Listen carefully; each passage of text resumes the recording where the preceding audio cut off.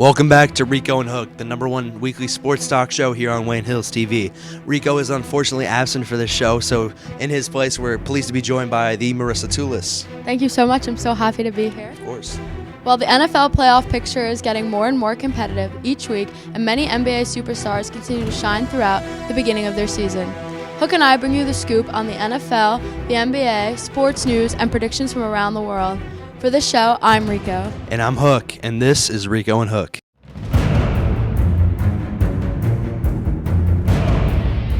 So to start off our football segment, the Buffalo Bills beat out the Jets 20-12. As a Jets fan, I'm not very happy about it. I feel like we had a good chance at beating, one of our rivals over there in New York State. So, how did you feel about this last game? I heard so much hype about the Jets, and I'm not a Jet fan, but I was pulling for them. Sauce, got a lot of good guys that kind of deserve it, but I was surprised too. I was thinking it was going to be a close game, a lot closer than 20-12, but it happens. 4 weeks left. 4 games left. Jets still out of the playoff picture. We do have a chance. So, I'm hoping we can really pull through with some easy games against teams like the Jaguars and the Lions. And, our cross-round rivals, the New York Giants, they had it much worse than us, losing to the Eagles 48-22. How do you feel about that last game from the Giants? That was rough, but I feel like we should have expected that. The Giants are only so good. The Eagles have proven that they're that much better. I feel like watching, you knew it was going to happen, but that was kind of embarrassing for the Giants, and I think that they were humbled, and they kind of needed it. The Eagles, at least in my opinion, are definitely favorites to go all the way this 100%. year. They just have an amazing team around them with, Jalen Hurts, Devontae Smith, and a great defense, too. So I think, it just proved how good they were against a great team like the Giants. Speaking of blowouts, Brock Purdy, who was the last pick in this last year's draft, led his team after both his quarterbacks ahead of him got injured. 49ers won 35-7 over Tom Brady and the Buccaneers. How do you feel about the Buccaneers' struggles recently? I feel like we kind of saw it coming. It was only so good for Tom Brady for so long. The Bucs are a solid team, but they've played some rough games, some competition that they could have beaten, but it happens. And I see the Bucs crumbling the rest of the season. What do you think? Tom Brady, he's getting up there in age. We've saw for years now that, age was nothing but a number to him. But unfortunately, just so far this season, he just hasn't had it at all. So, the Bucs have been falling apart just slightly. I think he can still pick it up if he is to return for another season, which is another point that we heard in the news recently. A couple analysts, such as Ian Rappaport, say Tom Brady is a free agent after this season, and he might not retire. What do you think about this? Do you think Brady will be retiring after the season? I don't think so. I think now, especially that he's a free single man and he's just got some kids, he's going to keep playing. That's what he wants to do. All the tabloids have said, he's free, so that's what he wants to do. And if his body stays in shape, which it looks like it's going to, he'll keep going. Now, I don't know where he'll go, if he'll stay with the Bucs. That's going to be a tough one, but hopefully the Rams will get him. But yeah, and a few rumors I have been hearing is that potentially the Patriots could be looking into him. You saw Bailey Zappi and Mac Jones both kind of going back and forth at the quarterback spot. Mac Jones hasn't really lived up to his expectation as a quarterback. So if Bill Belichick wants to bring back Tom Brady, I wouldn't really put it against him. I definitely would not. I think Mac Jones had a better season last year as a rookie, a lot better than he's having now. I'm kind of shocked with his turnout. I was expecting more this year from him with the team around him, but we're just not getting it. So I would not be shocked. I wouldn't put anything past Bill Belichick, and I can't say I'm surprised that we've heard that. Yeah, and Kyle Shanahan, coach of the 49ers, kind of going off of Brock Purdy. Deebo Samuel, he said, suffered a high ankle sprain, really tough. Looks like he could be out for the season. How do you feel about such a great player going down? That is heartbreaking because he could have had a really good run for the rest of the season. I think that he's such a key player. He's very dynamic for the 49ers.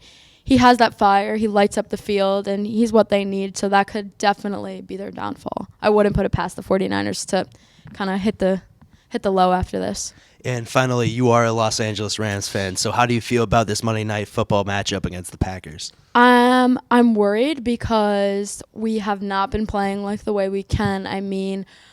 so many injuries. I can't even name half the guys on the team anymore because they're all hurt. But I think Baker Mayfield might be the spark we needed. He's got that weird energy that can help. I mean, last week almost losing to the Raiders was scary, but we pulled it out of thin air. So it could be very good, but it could be very bad. The Rams, it goes either way.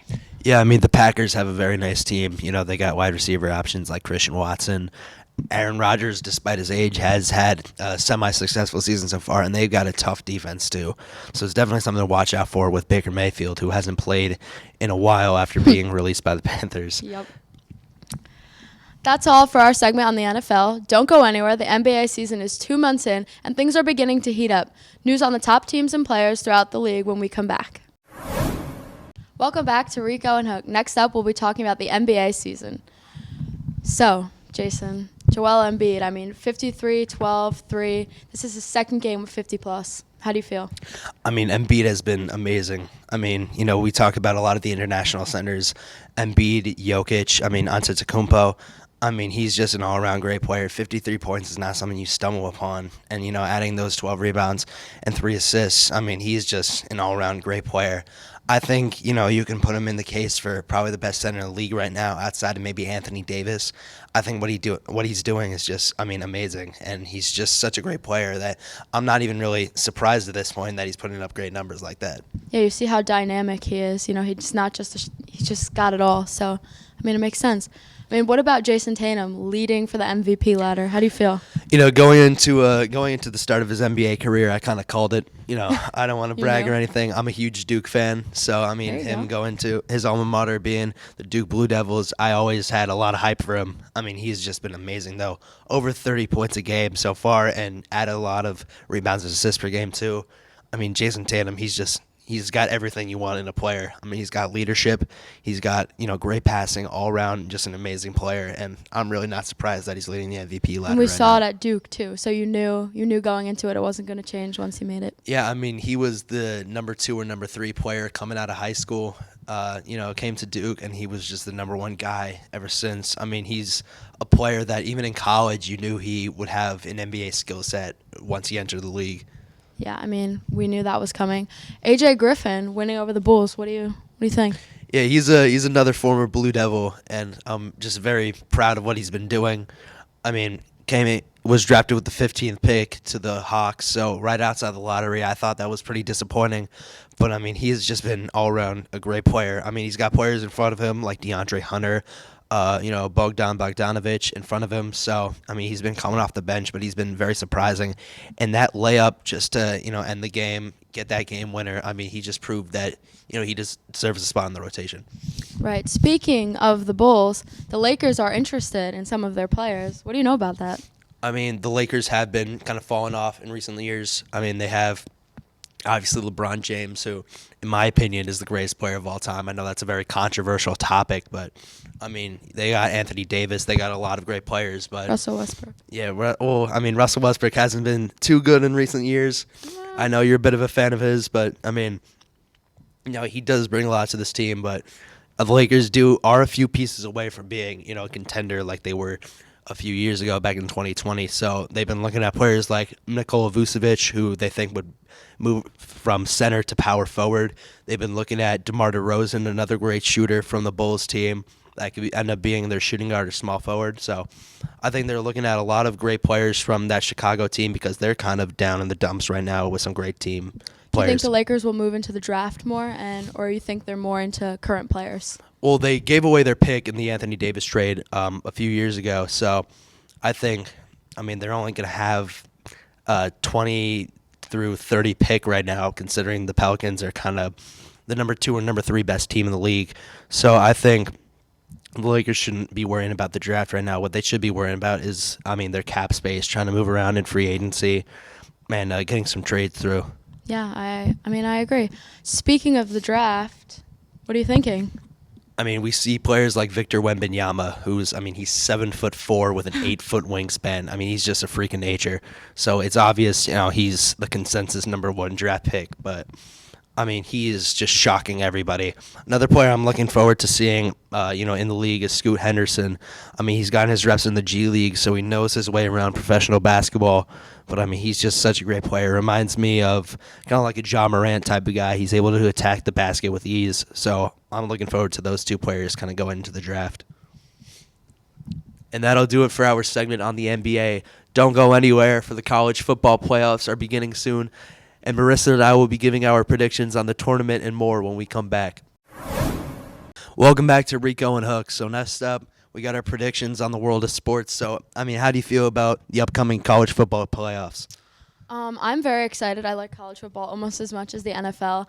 I think we have a lot of good contenders this year, and there's a lot of different contenders. I think we're kind of over the whole SEC mowing everybody over. We've got some diversity, but I do think the SEC will come out on top, whether it's Georgia, it's Alabama. I mean, they're just so strong and so much better than everybody else. It's shocking. What do you think? I got to agree with you. I got to go with Georgia. I mean, the Bulldogs have just been amazing this year, and pretty much they've always been able to, stay at the top of their league. So, I mean, if you got to, place a bet on who's, going on the way, no matter what, you always have to think about Georgia in that conversation because they just got so many weapons on that offensive end. And I think they were always, the last couple of years, they were kind of not shunned upon, but I think Alabama had that one edge over them, even though they were so great. And I think now we've really gotten to see the real Georgia team that's always been there because now they've stepped up to the next level.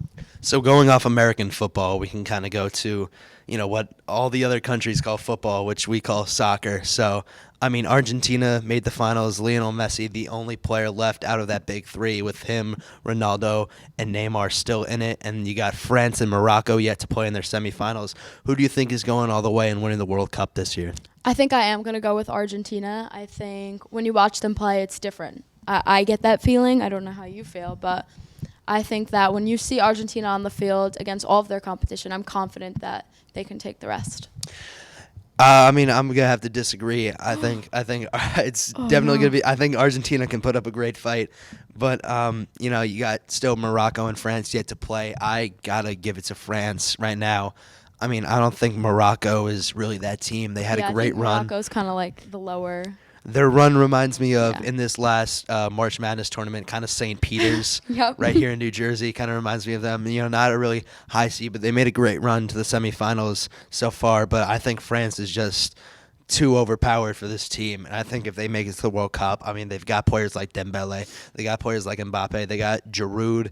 Just great strikers. I mean, I think, they can put up a wild score. I still think it's going to be, a very close game between them and Argentina, but I think France is taking it for the, second World Cup in a row.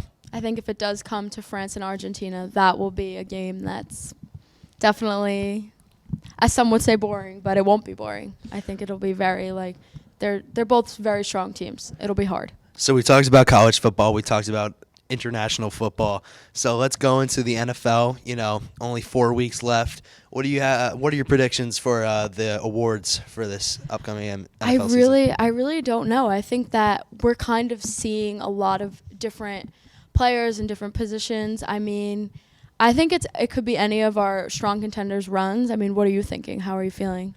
I mean, it's like you said, it's very tough. I think players like Josh Allen, Jalen Hurts really have the best chances at, winning that MVP.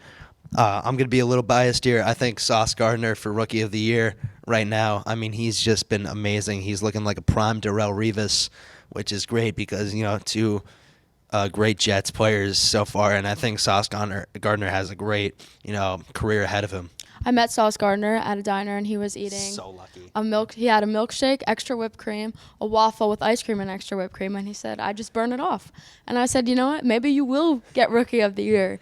And even back in July when I saw him, he was in such phenomenal shape, and you could tell his head was in the game already. He was talking about practice and preseason, and I think he could definitely get Rookie of the Year, and not just because you're a Jets fan, because I don't like the Jets, but I'm confident, and I definitely think it'll come down between Josh Allen and Jalen Hurts, but I will give the edge to Jalen Hurts just because of the team around him, too. I mean, the Bills are still great, but we are seeing a difference between the Bills and the Eagles, and I think that it will come down to Jalen Hurts. Yeah, and those two teams have been in contention recently for a free agent wide receiver, Odell Beckham Jr. So where do you think he will be signing? A couple teams have been kind of in the loop with him. Where do you think he's going?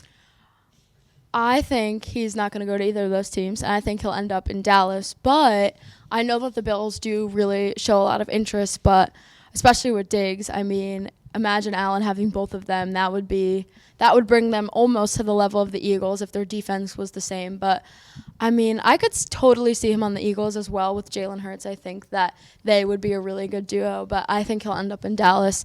I mean, him and Dak, I believe, are friends. I feel like I've heard that, and I think that it's a connection that could really work well. I think OBJ would be great in Dallas, overall. But, I got to go with the Bills on this one.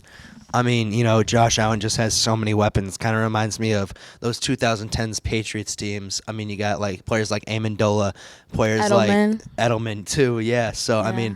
when you got the Bills who have Stephon Diggs, Gabe Davis, and then they've got running backs like Isaiah McKenzie and Devin Singletary, you just add OBJ to that mix, and I think the Bills automatically become favorites to go all the way and win the Super Bowl. I think so, especially seeing the way OBJ played for the Rams, of course, at that higher level last year when we made it to those playoff games, the postseason. I mean, he stepped it up. We saw a side of OBJ we haven't seen in years since he started that whole one-hand catch. I mean, and he would thrive I think he thrives in an environment of winning and wanting to get to that next step. So, I mean, if he goes to the Bills, I can see him leading the team over Allen because I think that's the type of player he is. And I think he really wants a great quarterback. Yes. He's had quarterbacks like Eli Manning. He's had quarterbacks like Matthew Stafford. And I think he wants to go to another team. He gets the best of the best. Yeah, I think he wants to go to another team with a great all-star quarterback. And I think, the Cowboys, the Bills, the Eagles, they all have those players. Yeah, and I think that's wherever he ends up, I think he'll be happy and he'll stay. So that's a wrap on our sports predictions. Don't go anywhere. When we come back, Hook and I will discuss news from across the world of sports. To end off the show, a lot has been happening around the world of sports this past week. I mean, Ronaldo knocked out the World Cup. How do you feel? Portugal and Brazil, have been two great teams led by two great players, Ronaldo and Neymar.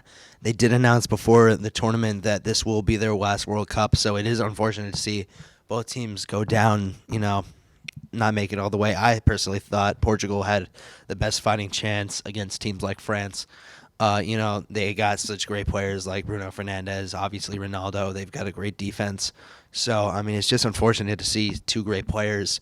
And I think for Messi fans, If you're a Messi fan. this really bumps them up into, GOAT status right now. It's always been between Messi and Ronaldo. So I think, if Messi goes all the way and wins it all, I think Ronaldo just goes right down to number 2. Yeah, I agree. I think we weren't shocked. We were more upset as fans. But that's just what happened. His team didn't help him. But Caleb Williams wins the Heisman. Are you surprised, or did you know it was coming? He's just an amazing player. I think he's coming out the 2024 draft. I think he's most likely going to be the number 1 pick. However, quarterback from TCU, Max Duggan, I thought he deserved it more. Yep. TCU was just so amazing this year. He led that team to everything. He didn't have an amazing receiving core. What was it, 14 years? They haven't played this well in 14 years, I think, or was it 12? Still crazy numbers, and he did it. Insane how good he has been for this team. Their offense is, they had a weak offense, but Max Duggan has just been amazing. He carried them. He's been 100%. carrying the entire team, and I thought he definitely deserved the Heisman for that. I think so. Speaking of college sports, Duke wins 82-55 over Maryland. I know you're a Duke fan. How do you feel? I was so hype. Maryland East Shore, not a huge college. Obviously you got U of M. You've got other colleges even on that Maryland campus like Baltimore County that are even bigger. East Shore is kind of like a smaller Division I school, but Duke's still winning, proving that they've got it. For obviously John Shire, a first-year coach, he still has to kind of prove his worth to this team, but when we've got great players like Dariq Whitehead, who put up 15 points, Kyle Filipowski, who put up 14 and 10 that night. All around this team just looked amazing, especially in the absence of their point guard, Jeremy Roach. Yeah, I wasn't surprised. Like we said, it is a smaller D1 school, but still, that's a big win. And I'm sure they're confident moving into the next games. Now, jumping to baseball, we saw Bogarts to the Padres. What are they going to do with Tatis? Trade rumors? How do you feel? I mean, the shortstop market's really heating up right now. Obviously, with free agency and trades, we just saw Carlos Correa to the Giants for 13 years, which, I mean, it baffled me. He's going to end up his contract when he's 41 years old. It's all over the place. But sticking with Tatis, I mean, the likelihood is he'll play the left field position or he'll play second base. But I mean, just the rumors heating up. Obviously, I'm a Yankee fan, but I mean, I thought it was just delusional when we saw people like Michael Kay saying that the Yankees could possibly be in on Tatis. There's no shot that he's going anywhere, I think, in the next 12, 13 years left of his contract. But I mean, if he does, I think it's going to be later on. I think right now he's staying put. Obviously, he's got to serve out the rest of his 20-plus game suspension to start off the year. But once he comes back, I mean, he's just going to be a phenomenal player. So I think he's 100% staying with the Padres. I think so, too. I think he'll almost use this now as, like, he elevated himself. He said, I got to fix it. He worked on it, and I think he'll stay with the Padres. I see him playing the outfield. I mean, I remember when he came back from his injury a couple of years ago, he played center field, and he was awesome. I mean, not the same as shortstop, but he was pretty good, and I could see him out in the outfield. I mean, maybe second, but Bogarts and Tatis, we have to see how they work together. He does have to sit out the 20 days, like you said, but I don't picture him going anywhere. I don't think the Yankees need him or want him. I think that was just kind of like up in the air, and I don't think it's true. I mean, we're both Yankee fans, so I don't think we want that either. Yeah, and especially with the whole Yankees, cutting their hair thing. I mean, Tatis got the long beard, he's got the dreads. The dreads, I can't see him anything with except for the dyed dreads. I mean, it's his iconic look. I can't even see him like shaving it off either. No, I think that's what he's known for. He's a very, he's a loud player. He shows off. He likes what they call, the drip. He's got his glasses and the sleeves, the elbow guard. That's the way he is, and I can't picture him wanting to do that. And I also think we can't see Tatis in another uniform besides a Padre uniform. I don't think I could. I think he looks good in that weird brown and yellow. I think that's his thing. It fits him, and I think he'll stay.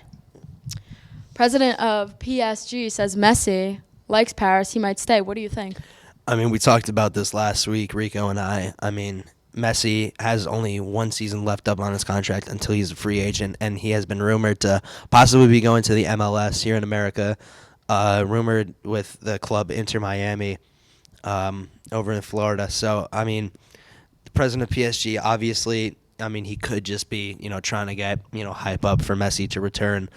PSG is a great team. I mean, they've got a lot of great players around Messi. So, I mean, I wouldn't be surprised if he stays with the number one team in France. But at the same time, I mean, you got players like Pelé, players like Landon Donovan, who eventually came to the MLS. So I wouldn't be surprised if he came for kind of one last American tour. Yeah, I mean, I think we'd go nuts over it. I think most of us would. I think that would be the biggest sales in tickets we'd see. And I think that, especially here in America, we would go crazy. But, I mean, nothing's set in stone. I think this could have been a bunch of just talk to get us more interested and keep going, and World Cup especially. But you never know. I mean, yeah, Argentina can go all the way. Yeah. And obviously, Miami being a big sports city with teams like the Heat and the Dolphins, I think that would just elevate his costs and all the, obviously, 100%. like you said, the tickets. Everybody would be lining up to see Messi. Oh, yeah. I think that's all we have. So thank you for tuning in to Rico and Hook. I'm Marisa Toulas. And I'm Hook, and we'll see you next week here on Wayne Hills TV.